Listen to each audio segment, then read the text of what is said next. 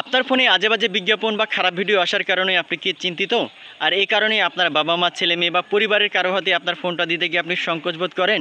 Don't worry, just মাত্র একটা settings আপনি করে রাখুন, তাহলে নেক্সট টাইম থেকে কখনোই আপনার ফোনে এরকম আজেবাজে বিজ্ঞাপন বা খারাপ ভিডিও আসবে না। এমনকি আপনার ফোনে এরকম খারাপ কিছু লিখে সার্চ করলেও কিন্তু কখনো আসবে না। শুধুমাত্র একটা সেটিংস আপনাকে করতে হবে। এই সেটিংসটা সবারই কিন্তু করা জরুরি। সেজন্য ভিডিওটি যে কোনো সময় দেখে যেন এই সেটিংসগুলো করতে পারেন এবং অন্যরাও যেন দেখে উপকৃত হতে পারে, সেজন্য মাস্ট বি আপনার টাইমলাইনে শেয়ার করে রাখবেন এবং অন্যকে দেখার সুযোগ করে দেবেন। তো চলুন তাহলে মূল ভিডিওটি দেখে নেওয়া যাক। তো ফার্স্টে আপনার ফোনে যে গুগল ক্রোম ব্রাউজার আছে এটা আপনি ওপেন করবেন। ওপেন করার পরে উপরের দিকে 3 ডট একটা আইকন বা অপশন থাকবে, আপনি এখানে ক্লিক করবেন। তারপরে নিচের দিকে দেখতে পাবেন সেটিংস লেখা থাকবে, আপনি জাস্ট এই অপশনটা ওপেন করবেন। সেটিংস ওপেন করার পরে নিচের দিকে বা উপরের দিকে দেখতে পাবেন লেখা থাকবে প্রাইভেসি অ্যান্ড সিকিউরিটি, এই যে 3 নাম্বার অপশানে দেওয়া আছে, জাস্ট এই অপশনটা আপনি ওপেন করবেন।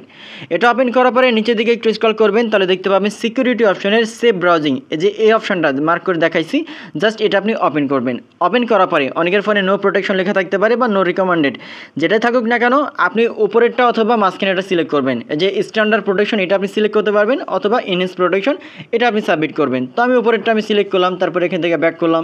ব্যাক করার পরে মোস্ট অফ দ্য ইম্পর্টেন্ট এই অপশনটা আপনাকে অবশ্যই অন করতে হবে, যে দেখেন use secure DNS. Use secure DNS এই অপশনটা জাস্ট আপনি ওপেন করবেন। অনেকের ফোনে এটা অফ থাকতে পারে বা অন থাকতে পারে, এটা অবশ্যই আপনাকে করতে হবে। তো এই অপশনটা জাস্ট আমি অন করলাম। যখন এটা অন করবেন দেখবেন যে এখানে use your current device provider লেখা থাকবে। এটা যদি সিলেক্ট করা থাকে 2 নম্বর অপশন যেটা, আপনি চুজ অ্যানাদার প্রোভাইডার, জাস্ট এই অপশনটা আপনি ওপেন করবেন। এটা ওপেন করলেই দেখবেন যে ডান পাশে একটা অ্যারো আইকন থাকবে, আপনি অ্যারো আইকনে ক্লিক করবেন।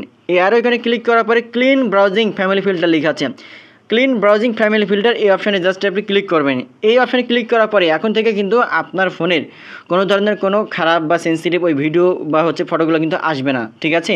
তো এটা যদি জাস্ট একটা সেটিংস করার পরে এবং আপনি সার্চ বারে যদি সার্চ করেন তারপর আপনি নিজেও যদি ট্রাই করেন কিন্তু আসবে না, গুগলে আপনি ট্রাই করে দেখতে পারেন, ঠিক আছে? তো এই সেটিংসটা করার পরে আরেকটা সেটিংস আপনাকে করতে হবে, যে অনেক সময় গুগল থেকে অনেক বিজ্ঞাপন চলে আসে। তো এটার জন্য আপনার এখান থেকে সেটিংস ওপেন করার পরে নিচের দিকে মানে ফোনের সেটিংস, যে আমি এখান থেকে আবার ব্যাক করলাম, এখান থেকে গুগল ক্রোম ব্রাউজার আসার পরে উপরের দিকে 3 ডট আইকনে ক্লিক করবেন আবারও। তারপরে সেটিংস লেখা আছে, আপনি সেটিংসে ক্লিক করবেন। সেটিংসে ক্লিক করার পরে নিচের দিকে একবারে লাস্টের দিকে স্ক্রল করবেন, তারপরে দেখতে পাবেন সাইট সেটিংস লেখা থাকবে, আপনি সাইট সেটিংসে ক্লিক করবেন। এই অপশানে ক্লিক করার পরে আপনি নিচের দিকে একটু স্ক্রল করবেন, তাহলে আপনি দেখতে পাবেন যে লেখা থাকবে, যে দেখেন থার্ড পার্টিস কুকিজ লেখা থাকবে, আপনি জাস্ট এই অপশানে ক্লিক করবেন। এটা ক্লিক করার পরে অ্যালাউ যদি করা থাকে আপনি এখান থেকে ব্লক করে দেবেন, এটা আপনি এখান থেকে ব্লক করবেন, ঠিক আছে?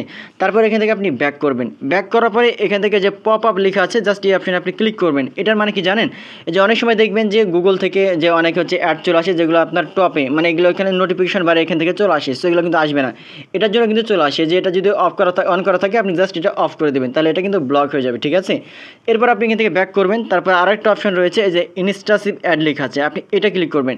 এটা ক্লিক করার পর এটা যদি অন করা থাকে এটা জাস্ট আপনি অফ করে দেবেন। এই জাস্ট একটা সেটিং যদি আপনি করে রাখেন তাহলে নেক্সট টাইম থেকে কখনো গুগল থেকেও আপনার কোনো এরকম ধরনের অ্যাডস কিন্তু আসবে না, বিজ্ঞাপন আসবে না বা খারাপ ফটো বা ভিডিও আসবে না, ঠিক আছে? সো আশা করি আপনারা বিষয়টি বুঝতে পারছেন। ভিডিওটি আপনার টাইমলাইনে বেশি বেশি শেয়ার করে রাখবেন, যে কোনো সময় ভিডিওটি অনেক কাজে লাগতে পারে এবং অন্যরা যেন দেখে উপকৃত হতে পারে, সেজন্য মাস্ট বি আপনারা অবশ্যই একটা রিকোয়েস্ট আপনারা শেয়ার করে রাখবেন। তো ভালো থাকবেন সবাই, ধন্যবাদ।